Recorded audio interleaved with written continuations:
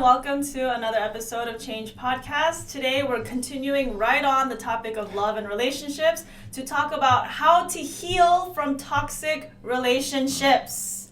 And here to talk about that is... Gordon. The lovely Gordon who edits our videos. Yes. All right, Gordon. So let's first start by defining what you think is a toxic relationship. Ooh,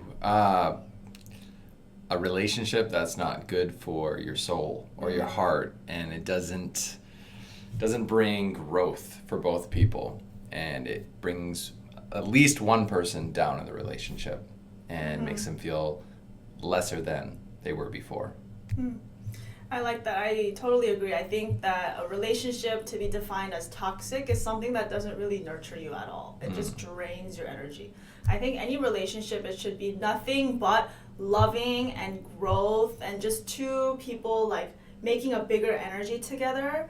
But if you're in a relationship where you guys aren't both growing together and someone is taking all of your energy or you're taking all of someone's energy, I think at that point it's become something that's not beneficial for anybody. Yeah, definitely. So have you been in a toxic relationship? Yes, I think I've been in two. One's a little iffy, I don't know.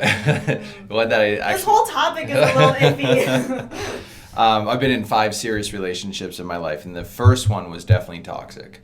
It was probably right around when I was 21, and I'd been in like small high school relationships, but nothing too serious, and that was 100% toxic. The person was they're just manipulative, and they're very cold and very fiery. Like they just get upset and bring their stress from work home. They just always make every problem they have on me, you know, and I didn't really know what my job was in that. I thought it was like, I would always look and be like, oh, maybe it is my problem. This person's not happy. And your job to fix them. Yeah, exactly. Yeah, they just weren't happy. They weren't happy like from the moment I met them, really, and I just didn't see it. And I started taking that on, but, oh, okay, what do I do as a boyfriend to make this person happy? And I think that was like a foundation for me to like carry on into my relationships where it would be one way or the other. Either I was kind of doing that to them, not that I wasn't happy, but there just wasn't that fulfillment there, or they were kind of doing it to me. Like, but that was just very toxic. Like the words that were being thrown out, everything. And I just remember there was one point when I was just done. Like this person was they're just making up stories, like things I wouldn't even do. You know, they were just like, oh, you did this, that. I'm like, what? This doesn't even make sense. I'm like, okay, am I crazy? You know, and just afterwards you could just completely see that the person was completely self-involved with himself and kind of just obsessed with himself, you know, and just there was no room for them to really give back. So that was great when that was done. And I remember there was just a day where I'm like, okay, this enough's enough. And as soon as I like walked away, they like came and apologized for everything. Oh my God, I'm sorry. I know I was doing all this. Like it was like a part of a game or something like that to them. And so that was one. And then I had a string of relationships like 3 relationships that were really great. It just wasn't the right fit. And then this last relationship I was in, I don't want to classify it as toxic because, you know, I completely love this person. This person's great. But it was just, they had nothing to give. They just were in a space where they just were discovering themselves. Wanted to take your energy and like make themselves feel better kind of thing? Kind of. More like they were still figuring themselves out. Like they didn't know, they didn't have anything to give.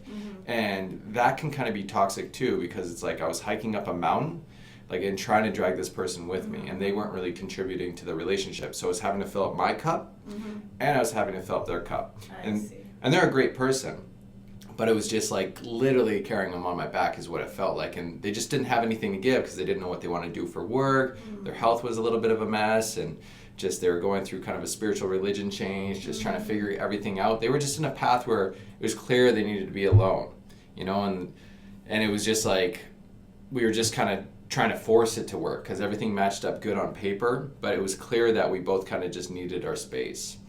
And in that too, I also found out for myself, like in that relationship, like I was the type of person to put their needs before yours. Their needs before mine, but also I had it that their opinion of me mattered than more Your than opinion of yourself. Exactly.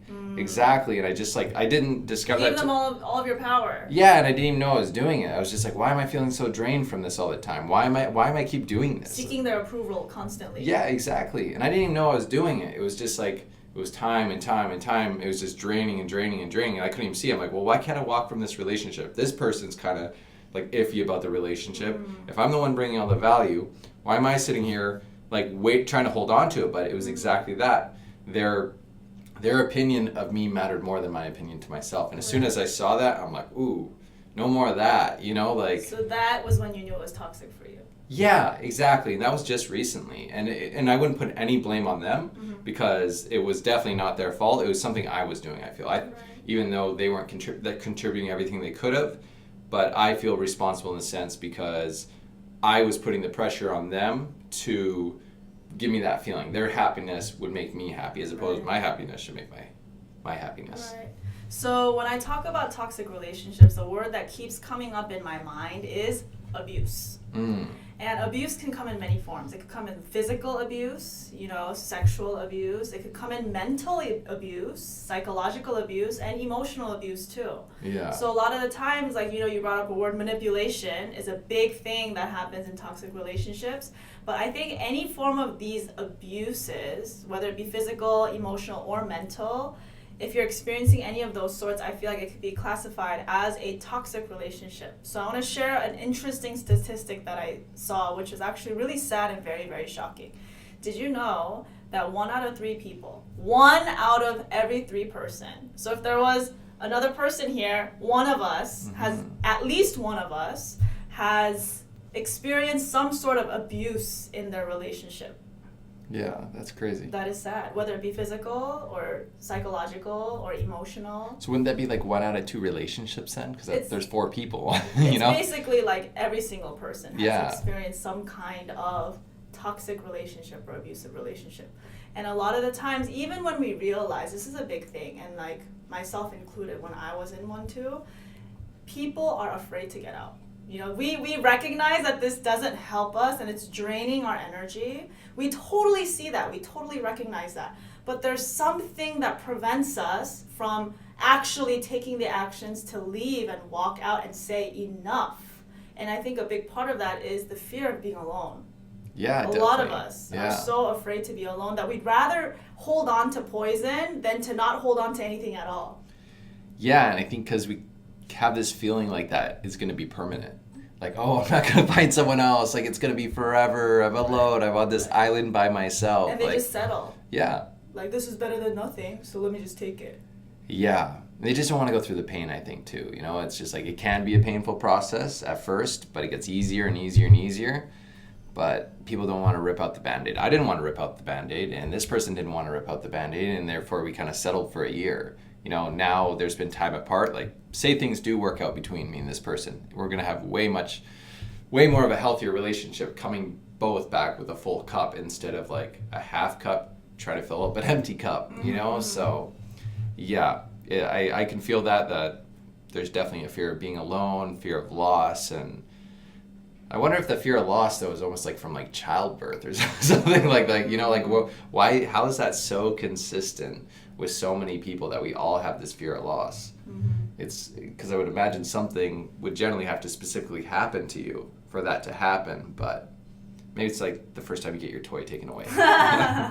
So I think you brought up a good point that we inherently want to be with somebody. It's like such an innate thing that we all have this primitive desire to be whole, find my other half, because I don't know, it's like this longing that we have inside of us that we want to seek for something. And I think that desire is what drives us to reach for something, and when we grab it, whether that's fire or something that's healthy for you, we just hold on to it because we have this desire to seek the other half.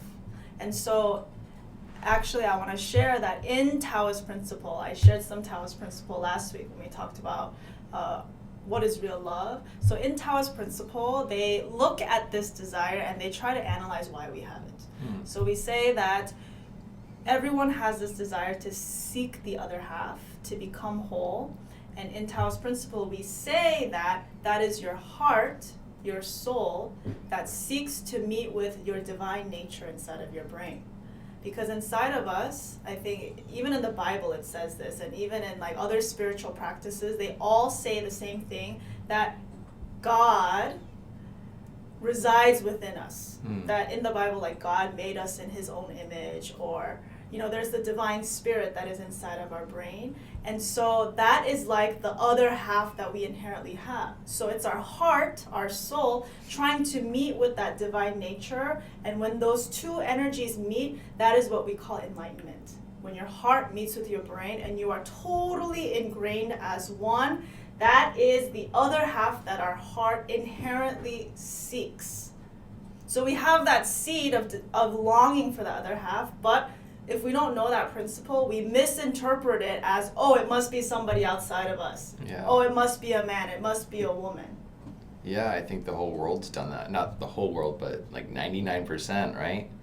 I've never heard that concept, and yeah, I look that way too. Like if I'm unhappy, I'm just like, oh, new relationship, you know, go on a date type of thing. That'll make me feel happy, you know, and or feel more whole, more complete. Exactly. And then satisfied. Yeah, and then the relationship's doomed from right there if you don't switch that, because you're literally putting all your expectations on that person to fulfill you up, and no one can live up to that. Right. You know, you should already be full. Right. So that's great. How do I do it?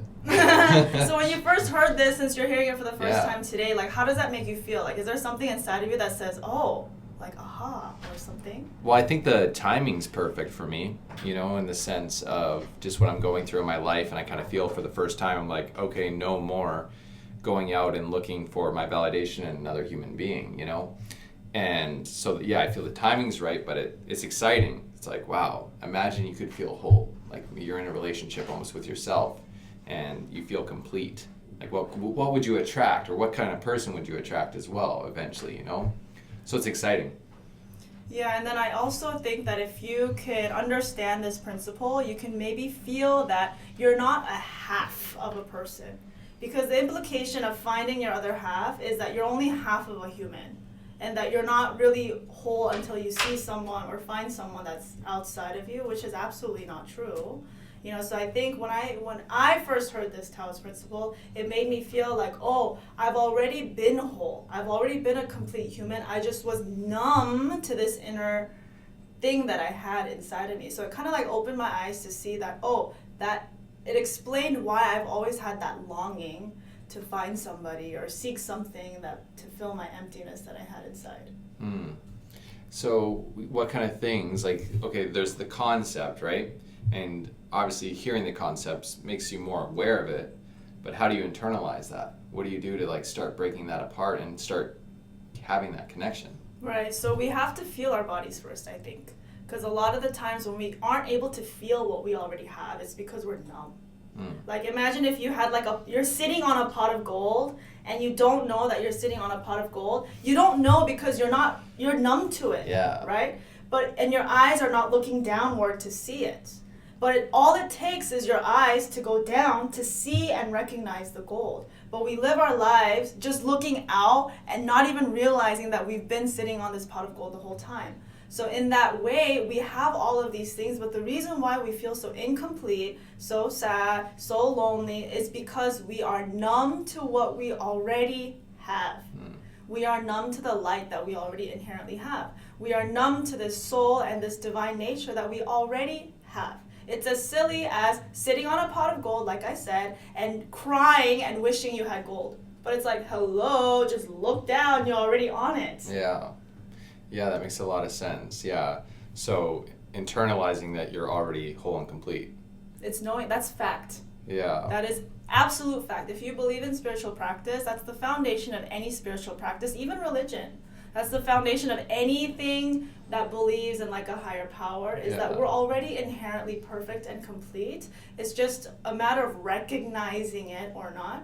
And I think that's why people are so interested in mindfulness practice, mind-body practice, because with mindfulness, that is when you put the awareness back inside to recognize the many pots of gold that we have inside and to get to know ourselves better. And I think getting to know yourself better and seeing that you are worth so much more than you believe to be settling on a toxic relationship. Yeah. Feeling how much your value is higher than you believe and how much worth you have, more than what you're feeling now, is the foundation to build the courage and the confidence and the awareness to put your foot down and be like, this is not what I want, and I am not going to settle for something that doesn't nurture me because I deserve better than this. What do you think? It's a crazy concept, and it's so simple at the same time. So I'm like, what is all this work I've been doing for? You know, and it's like, and how could so many people miss that? And why aren't we teaching those things in school?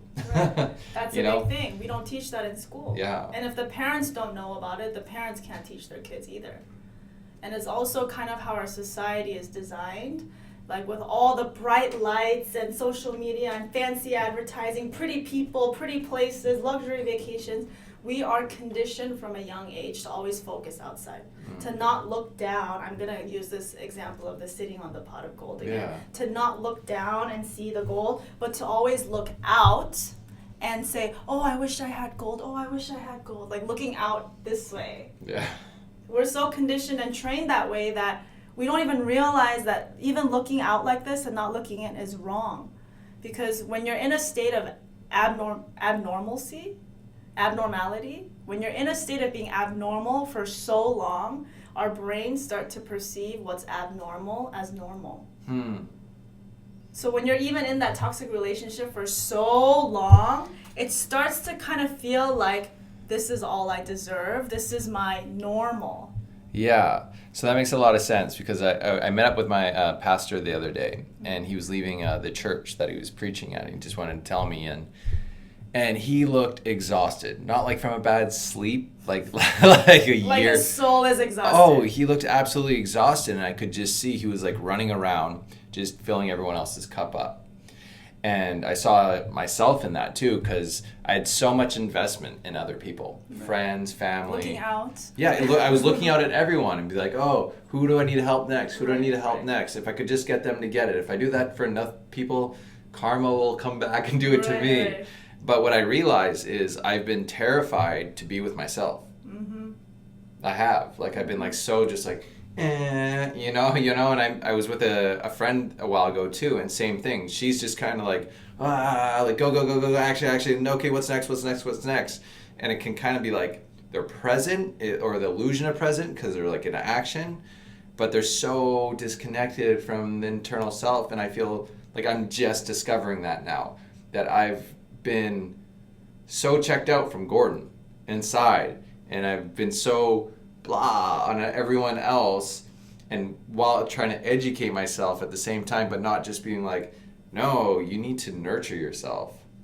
That's like probably what's the biggest thing missing from me, is like just nurturing and being with myself, because I've been like scared to, because I thought if I'm with myself, that feeling is going to be even bigger, the fear of loss, the fear of anxiety.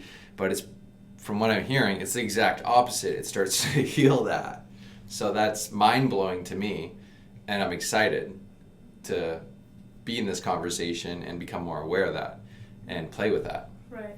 So what are some factors you think determines whether, if you guys are in a relationship now and you're wondering, okay, well, is my relationship right now toxic then? If you're wondering these things, what would you say are some clear markers that we can kind of judge and take a step back and see whether I'm in a helpful, fulfilling relationship, or I might be stuck in a toxic relationship where I'm just settling? Well, any relationship that's physically abusive, it's yeah, you shouldn't be in it. That's a no-brainer. Yeah, no-brainer. And then and verbally abusive too. Like if you're lashing out at each other, calling each other names, hurtful names that you can't really take back, like cursing at each other, and that's probably the next level. But then I think the biggest thing is like, if you're a type of for me, I have like a rule. If you're not into personal development, like in working on yourself, we can't work. We might work in this second, but a year down the line, because I'm still always going up and up and up, we're just going to become separated in separate paths. So I think you have to see, are your journeys aligned? Do you want to head down the same place? Are your end result the same place? And if not, it can become toxic just in that, because one person's going to want to pull you that way, and this person's going to want to pull you this way, and it's just going to create chaos and just turmoil. So you have to look around. And Friends are generally good indicators too. They usually give you good feedback of like if it's a toxic. Sometimes you have to be careful too because they're only generally getting one side of the story. Right. But I think you know in your heart, just look. Like what I tell my friends when I've had conversations like this, I'm like, hey, if your daughter was in this relationship or your son was in this relationship, would you tell them to leave? And usually they'd be like, hell yeah. I'll be like, then get out of that relationship. You know, and they're like, yeah, you're right. You know, so like put someone you really love in that relationship and would you want that relationship for them? And I think it's a good like mind opening exercise to see if you belong in that relationship. That's good. I like that. For me, a clear marker besides the obvious physical abuse of being in a toxic relationship is mental manipulation. If this person is trying to make you feel less than, if they're trying to tell you stuff that diminishes your value and reduces your confidence and makes you feel like a bad person, like for some reason they can trick you into thinking that it's all your fault or it's because of you or you don't deserve love, you're not good enough. If they're making you feel these things and if you actually start to believe what they're saying because their energies are somehow manipulating you to make you feel this way and accept this emotional and mental abuse that they're doing to you, that I think is a scarier form of abuse because you're really destroying that person's consciousness. You know, you're destroying that person's brain and you're destroying that person's divinity that they have inside of them and you're destroying that person's soul, which, you know, if you believe in karma, is the worst kind of karma spiritually you can have on someone because that is real death. Physical death is not the real death. The real death is if this person is still physically alive but their heart and brain is dead. Yeah. That, I think, is a crueler death. Yeah, and yeah, exactly. If they're speaking to a certain way, you're speaking to them, you're really just doing that to yourself. You like what you're saying to them is literally how you're going to start feeling about yourself. So I loved this relationship in the sense of during the whole time, I took responsibility for everything. If they didn't like something, I was like, you know what? I'm taking responsibility for that. Even the end of it, I'm like, I'm taking responsibility for it. And what I got out of that relationship was so much growth. Because I was never like, that's their fault, that's their fault, that's their fault. I was always like, no, how can I get bigger? How can I get better? And it made the separation so easy because, yeah, I just had came so far. There was no regrets because I took responsibility for everything. I stepped up to everything. When you give it your all, there's really no regrets at the end of the day. Like, at least you did your part. Yeah, exactly. And just, I think that's all you can do is just love yourself unconditionally, love them unconditionally. If they're not ready for that, you know, It's on them. Yeah, and it might be the right relationship, wrong timing. You know, you want to find a relationship, right timing, right relationship. Right. You know, or sometimes it's right timing, wrong relationship. Right. It's kind of like when you try to feed a baby a filet mignon, like a really expensive steak, and you're so upset that this baby can't chew it. Well, it doesn't have any teeth. Yeah. It can't chew this thing, even though your heart is so sincere and like, why don't you love this steak? Why can't you eat this steak? Maybe this person is just not ready to accept that kind of love or to receive that. There's nothing wrong with the baby for not being able to chew the steak. It doesn't have teeth. What do you expect? Yeah. You know? So we can't blame the other person if they're not ready or at the same place that you are to accept whatever you're trying to give them. And don't play God. Don't think like you're going to be the one to change them because you're not. Right. You know, like. Oh, that's a big thing. Serious. People try to fix each other in relationships. You're not God. It's not your job. First, like, I have a rule. Like, if you don't ask me for help, I'm not giving you advice. You know what I mean? Because, like, the asking is first, like, they're open to it. Like, but then if you're trying to, like, change them who they are at their core values, like, you don't have that power, and you might see a little fix for a little, but it's going to go right back. And that's just going to leave you pulling out your hair, the relationship unfulfilled, and you're going to be resentful of each other. Right. You know, so all you can do is work on yourself, love on yourself, you know, and just show up powerfully in the relationship, and just get out if it's not good. So I want to go back to this thing that we mentioned a little bit earlier, is that people know that they're in a toxic relationship, but they're afraid to get out because they're scared of being alone. So do you have any tips on how people can get over this fear? Because a lot of people have this as an obstacle for getting something better. Yeah, I think, certain affirmations and mantras can really help if you can start feeling them and putting them in yourself, like your needs matter, my needs matter. If your needs matter, you wouldn't be in that relationship if it's toxic. And I think the big distinction, again, like saying it, is if you're still in that relationship and it's toxic, it's because you have their opinion mattering more than your own. So yeah, it just really comes back to that. I think it's very simple, because if it was your opinion that mattered more, your opinion's in your head and telling you it's toxic, you're very aware of this is a toxic relationship, but you're respecting them more than yourself. So that's not healthy. That's like, even if it did work, you're gonna have kids, they're probably gonna come up messed up, like in that environment. So if you can't do it for yourself, do it for like your future family, like make it bigger. But it's just, and then just put yourself around friends, like don't think you don't have to do it alone. Just call your friends and be like, hey, I need a lot of hanging out time, and take up some new hobbies. That changes things quick, get in the gym, take up dancing or a yoga class, just things that can start putting in new programming, and just like give you a new environment, and spoil yourself for a bit when you're out of that relationship. Just love on yourself. And if you're not ready yet, and you're still in the relationships, just start loving on yourself now. Start doing more things to show your subconscious that you matter, and then they'll get a point where enough's enough and just fly, jet.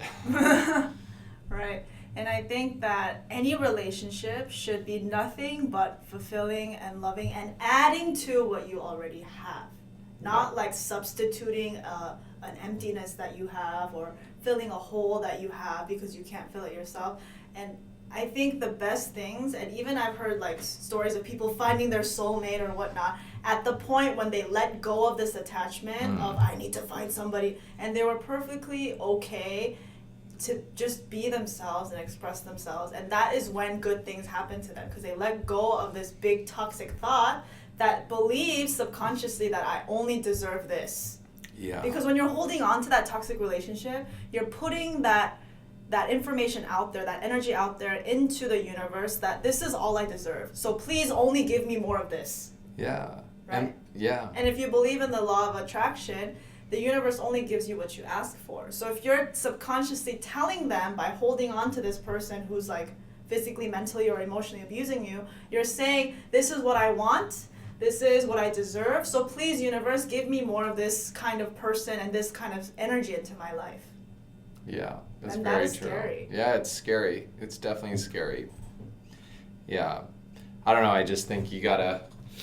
It's hard, I know, because I was just in it, like, to take that step, but it's just, you gotta find the courage and just start spending more time with yourself, like you're saying, like just take that time alone, being with yourself. And I feel that's where I'm at. I'm ready just to kind of let go, just be like, oh, if the universe wants me to be single, that's okay, I'm gonna have a great relationship with myself, and actually can truly show up in a relationship powerfully. Right.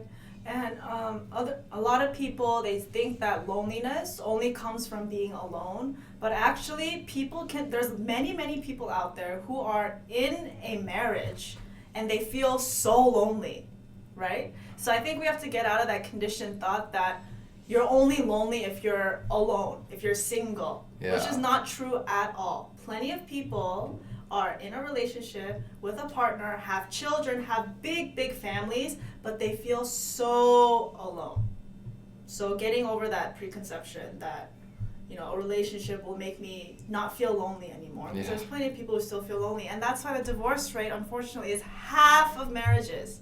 Yeah. And then divorces. And that's tragic. You usually see it when the kids go to college mostly, because the distractions are gone. Well, yeah, like they've made their life about their kids, right? About fulfilling, and that's very rewarding, but then they're out of the house and the kids aren't coming back that often. So then they have to deal with that. So I think it always comes full circle, and at some point in your life, like you're going to have to deal with it, or you're just going to have to walk around like that, and don't wait till you're in a retirement home for that to happen, So it's just, make it a priority. Make your needs matter. They really do. Yes, your needs matter. Yeah. You matter. Your needs matter. No compromising. No. No. And also, what just what I've been thinking about too. It's like, live your life in a way. If your needs matter, live your life like you're like the last human on Earth, in the sense. Like if no one was here, You know, if Linda wasn't here, none of my friends were here, my coworkers weren't here, and I was walking around this earth, what would I do? Would I still go do this activity? Would I do that activity? Would I go to the gym this much? Would I eat this way? Or would I say this, say that? Like, what would I do for fun and happiness if no one else was around? Start inquiring those questions. You know, the quality of your life, they say, is like the quality of your questions. So, like, start inquiring. If no one was looking, what would you do for fun? What would you do? Hopefully nothing bad. Yeah. Most people wouldn't want to do something bad. Please don't do anything bad. And if you need to do something bad, do it in a video game or something. Like, find a video game that expresses that. But yeah, I think so much of us do two things. We're going around trying to look good and try to avoid looking bad. And that's why we can never meet our own needs, because we're trying to put on this show.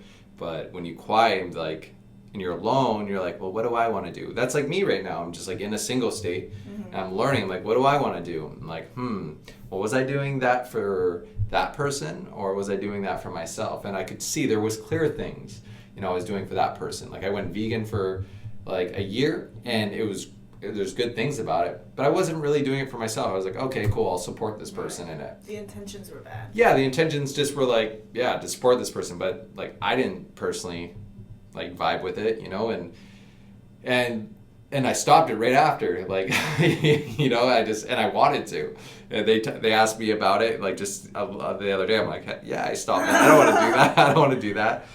So just like, yeah, don't do things that you want to do that make you happy, that fulfill you, you know. And if the other person can't accept that, they're not the right person. That's a good point. A lot of people lose a part of themselves just to please the other person. Definitely. They act like for example, they act like they like basketball all of a sudden when they really hate watching basketball games. Yeah. And I think if you get to a point where you really, of course there needs to be some compromise, like, because, you know, if you're in a relationship, people like to enjoy things together. Yeah. But if it's something that really does not feel authentic to you, and you're like forced to like this thing, or you just like act like you like this thing just to please the other person, then that is mental manipulation, I feel. And you allow this person to just erase your identity, erase your spirit. No wonder you feel miserable. Your spirit is gone. You sold your soul to this person. For sure.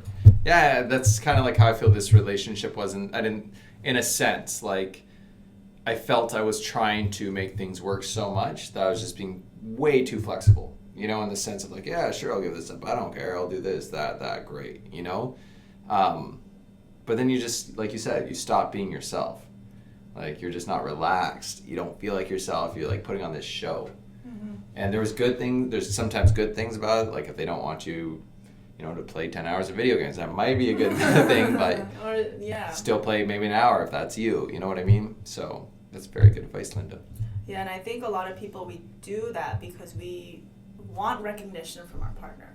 We want to be acknowledged by our partner that we're a good person, that we deserve love, that we're worthy, that we're great, that we're a great human. I think that's why we bend over backwards and act unnatural because we seek that approval. Yeah.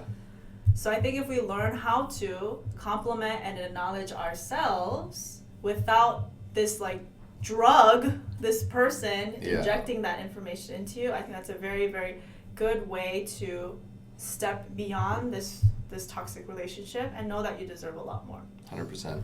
So the next question is, how can we heal from past relationships? Like, especially if these past toxic relationships have left trauma in our brain. Yeah. And especially if it has given us so much trauma that we're afraid to love again, and we're afraid to open up, and it made us clam up. How can we get over that and invite that loving energy back into us so that we can really find someone who fulfills us?